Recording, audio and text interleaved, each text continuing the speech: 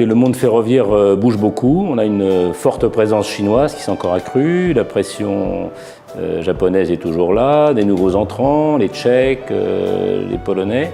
Une forte présence française. La France était le deuxième pays par le nombre de stands, avec de l'ordre de 200 stands. Beaucoup d'initiatives intéressantes des entreprises françaises. Une bonne visibilité.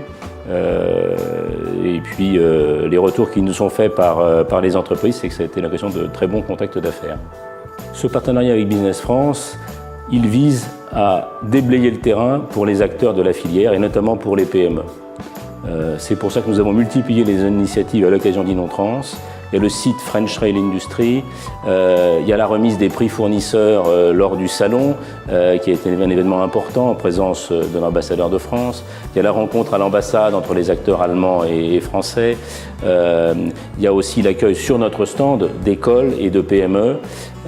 L'ensemble de ces initiatives ont permis une bonne visibilité des entreprises françaises de toute taille. Les donneurs d'ordre ont été présents, les grands donneurs d'ordre, je cite notamment Elisabeth Borne, présidente de la RATP, qui a longuement visité les stands des entreprises françaises.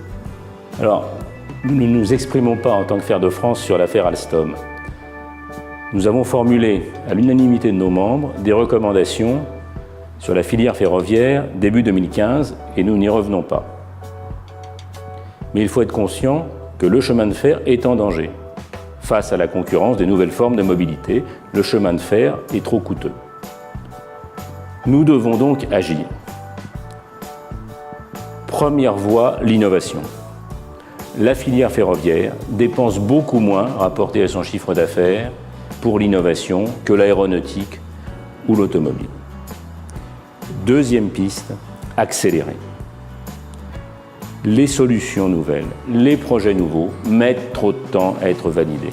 Une bonne idée n'est plus tout à fait une bonne idée 5 ans après. Donc accélérons. Troisième piste, la frugalité. Value for money, comme disent les Anglais.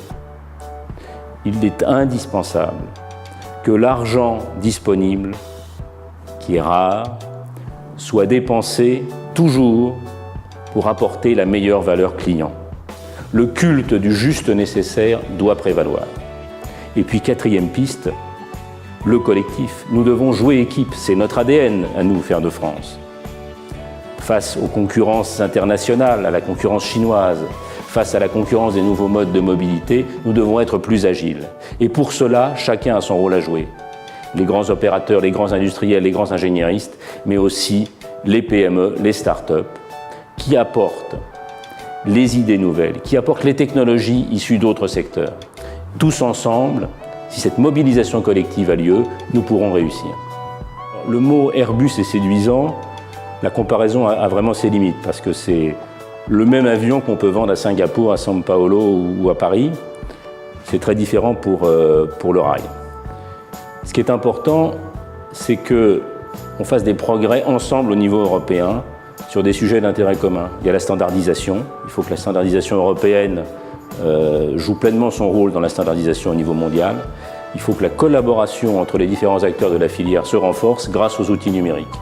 L'efficacité de la supply chain, le raccourcissement du cycle d'introduction des produits, la meilleure gestion du cycle de vie des produits et puis la maquette numérique. Tout ceci, c'est l'objet de la plateforme numérique de la filière que nous souhaitons promouvoir avec EuroDigiRail.